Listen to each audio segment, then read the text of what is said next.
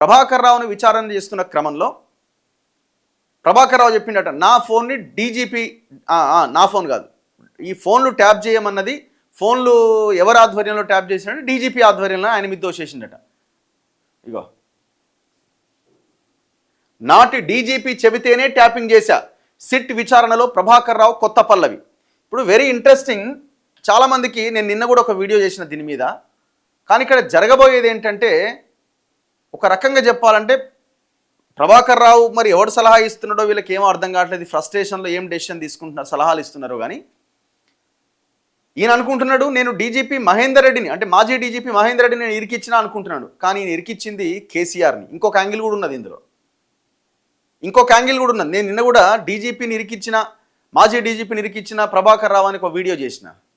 కానీ ఇందులో ఇంకొక యాంగిల్ మనం గమనిస్తే, వీళ్ళకి మరి ఎవడు సలహా ఇచ్చిండో తెలియదు, కానీ మాజీ డీజీపీని ఇరికించిన కాదు, ఇప్పుడు కేసీఆర్ని ఇరికించినట్టు కనబడుతున్నది. సింపుల్గా ఇప్పుడు ఏమంటున్నాడు ప్రభాకర్ రావు మాట్లాడిండి. ఇప్పుడు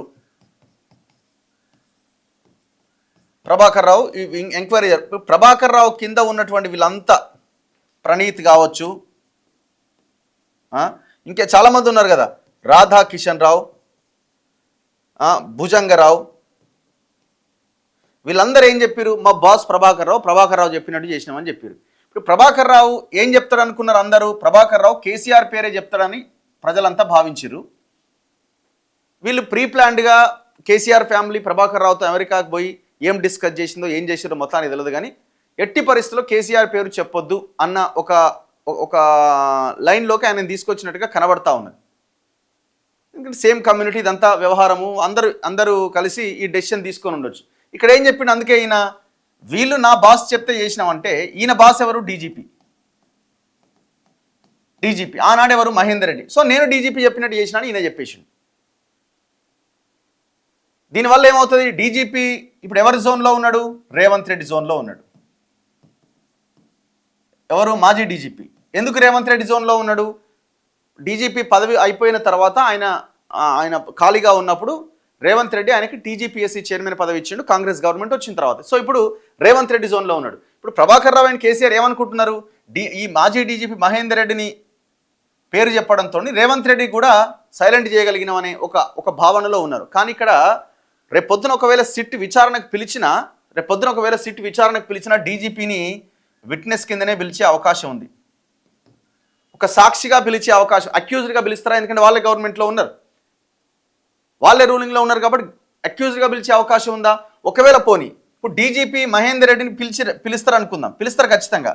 ఈ మహేందర్ రెడ్డిని పిలిచినప్పుడు మహేందర్ రెడ్డి ఏమంటాడు, నాకేం సంబంధం, అసలు నాకు ప్రగతి భవన్లోకి ఎంట్రీ లేదు, ఈ స్పెషల్ ఆపరేషన్స్ టీం కానీ ప్రభాకర్ రావు కానీ నాకు ఆయన 10-12 సంవత్సరాలుగా కేసీఆర్ ఒక అవుట్సోర్సింగ్ ఎంప్లాయీ లాగా పెట్టుకుని వ్యవహారం నడిపిస్తున్నాడు, నాకు ఎక్కడా కూడా ఎప్పుడూ కూడా నాకు ఆ ట్యాపింగ్ సంబంధించిన ఇన్ఫర్మేషన్ నాకు చెప్పలేదు, నేను ఎలాంటి ఉత్తర్వులు ఇవ్వలేదు, నేను అసలు కేసీఆర్ దగ్గరికి ఎంటర్ కాలేదు, నాకు సంబంధం లేదని కేసీఆర్ మీద నెట్టేసే ప్రయత్నం జరుగుతుంది. ఒకవేళ ప్రభాకర్ రావు కేసీఆర్ పేరు చెప్పకపోయినా మాజీ డీజీపీ మహేందర్ రెడ్డి కేసీఆర్ పేరు చెప్పే అవకాశం ఉంటుంది. సో అట్లా దాంట్లోకి కేసీఆర్ పేరు ఎంటర్ అయ్యే అవకాశం ఉంది. ఇప్పుడు ఈయన చేత గవర్నమెంట్ ఏమైనా చెప్పించవచ్చు కదా, ఎవరు, మహేందర్ రెడ్డి చేత.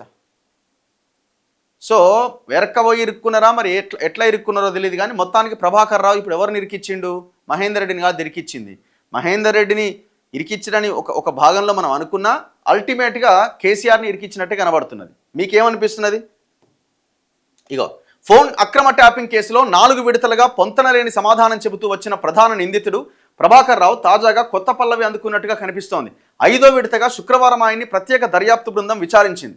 తనకు నాటి డీజీపీ చెబితేనే అప్పట్లో ఫోన్ ట్యాపింగ్కు పాల్పడ్డానని, నాటి ప్రభుత్వ పెద్దలెవరూ తనకు ఈ విషయంలో ఆదేశాలు ఇవ్వలేదని ప్రత్యేక దర్యాప్తు బృందానికి తాజాగా వివరణ ఇచ్చినట్టుగా తెలుస్తోంది. అంటే ప్రభుత్వ పెద్దలంటే కేసీఆర్. ఎంత సిగ్గు లేకుండా ఎంత పచ్చి అబద్ధాన్ని మాట్లాడుతున్నాడు వీడు అన్నది ఒక్కసారి ఆలోచించండి. కేసీఆర్ ఆదేశాలే లేవట కేసీఆర్ది. మరి ఇప్పుడు డీజీపీ మహేందర్ రెడ్డి ఆదేశాలు ఇచ్చిండు ఎవరికి, మన ఈయనక అనుకుందాం. మరి మాజీ డీజీపీ మహేందర్ రెడ్డికి ఆదేశాలు ఇచ్చింది ఎవరు కేసీఆర్ ఆదేశాలు ఇచ్చినట్టే కదా. మరి అల్టిమేట్గా ప్రభుత్వ పెద్ద ఆయన ఇచ్చింది తప్పితే ఇంకెవరు ఇస్తారు? నాకు ప్రభుత్వ పెద్దలు ఎవరు తెలియదు అంటుండు. ఎంత దుర్మార్గం! ఏమి తెలవకుండానే 12 సంవత్సరాల పాటు రిటైర్డ్ అయిన ఒక వ్యక్తిని తీసుకొచ్చి ఈ రాష్ట్రానికి స్పెషల్ ఆఫీసర్గా ఇంటెలిజెన్స్ ఇన్ఛార్జిగా 12 సంవత్సరాలు ఒక పోస్టులో పెడతాడా? ఇంత ఇంత ఇంత పచ్చి అబద్ధాలు. ఒకవేళ సామాన్యుడు అయి ఉంటే, ఒకవేళ సామాన్యుడు ఏదైనా తప్పు చేస్తే తనదైన శైలిలో ట్రీట్మెంట్ ఉంటుండే. ఓ మాజీ పోలీస్ ఆఫీసర్ కాబట్టి దేశవ్యాప్తంగా చర్చ జరుగుతుంది కాబట్టి కూసబెట్టి జ్యూసులు ఇచ్చి, ఛాయలు కాఫీలు ఇచ్చి, భోజనం పెట్టి విచారణ చేస్తున్నారు. అదే మామూలుడు అయింటి ఈ పాటికి ఎప్పుడో కక్కేసేది మొత్తం. ఇప్పుడు ఇది ఈయనని అరెస్ట్ చేసి కస్టడీలోకి తీసుకునేంత వరకు ఈయన ఇట్లాంటి సమాధానాలు చెప్తాడు. సో మరి సిట్ సుప్రీంకోర్టుకి వెళ్ళాలి. సుప్రీంకోర్టు ఆగస్టు 5వ తేదీ దాకా ఆయన అరెస్ట్ చేయొద్దని చెప్పింది. దాన్ని సుప్రీంకోర్టు రద్దు చేస్తే అప్పుడు కానీ ఈయన అరెస్ట్ కాడు. అరెస్ట్ అయ్యి కస్టడీలోకి తీసుకుంటే తప్ప ఈయన వాస్తవాలు వెలుగులోకి వచ్చే అవకాశం లేదు నాకు తెలిసి. అప్పట్లో ఫోన్ అక్రమ ట్యాపింగ్ వ్యవహారాలు పర్యవేక్షించిన ఇతర నిందితులు ప్రణీత్ రావు, భుజంగరావు, రాధాకిషన్ రావు, తిరుపతన్న అంతా ప్రభాకర్ రావు చెప్పినట్లే పనిచేశామని ఇప్పటికే సిట్ వాంగ్మూలం ఇచ్చిన సంగతి తెలిసిందే. ఈ నేపథ్యంలో వారికి ఎందుకు ఆదేశాలు ఇచ్చారనే కోణంలో సిట్ ప్రస్తుతం ప్రభాకర్ రావును ప్రశ్నిస్తోంది. మొదట మావోయిస్టులకు సహకరించినందుకే కొందరి ఫోన్లు ట్యాపింగ్ చేయాల్సి వచ్చిందని చెబుతూ వచ్చారు. అందుకు ఆధారాలు చూపాలని సిట్ ప్రశ్నించడంతో ప్రస్తుతం ఉన్నతాధికారుల వైపు వేలెత్తి చూపినట్టుగా తెలిసింది. అయితే ప్రభాకర్ రావు కేసు నుంచి తప్పించుకునేందుకే ఇలాంటి ఎత్తుగడలకు పాల్పడుతున్నారని సిట్ అనుమానిస్తున్నది. అయితే ఏపీఎస్ఆర్టీసీ మాజీ చైర్మన్ గోనె ప్రకాష్ రావు శుక్రవారం సిట్ అధికారుల ముందు హాజరై వాంగ్మూలం ఇచ్చారు. సో ఆయన కూడా ముందు నుంచి మాట్లాడుతున్నాడు, ఈ దొంగలంతా కలిసి ఈ ఫోన్ ట్యాపింగ్ చేసిరని. చాలా క్లియర్ ఎవిడెన్స్ అండి. ఇంకా దాంట్లో అనడానికి కూడా అవకాశం లేదు.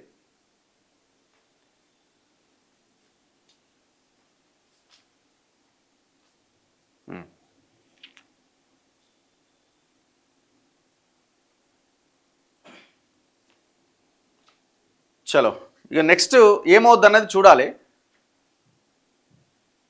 ఈ విచారణ ఏడు దాకా పోతుంది ఏంటి అన్నది. నేను అనుకోవడం ఇది సీరియల్ ఎపిసోడ్ లాగా చాలా కాలం నడిచే అవకాశమే ఉన్నది. మరి ఆయన అరెస్ట్ చేసి కస్టడీకి తీసుకుంటే ఇంకా కొన్ని వాస్తవాలు తెలిసే అవకాశం. మరి ఈ లోపుగా ఆయన మాజీ డీజీపీ పేరు చెప్పారు కాబట్టి ఆ డీజీపీకి ఏమైనా నోటీసులు ఇస్తారా మాజీ డీజీపీ మహేందర్ రెడ్డికి అన్నది చూడాలి.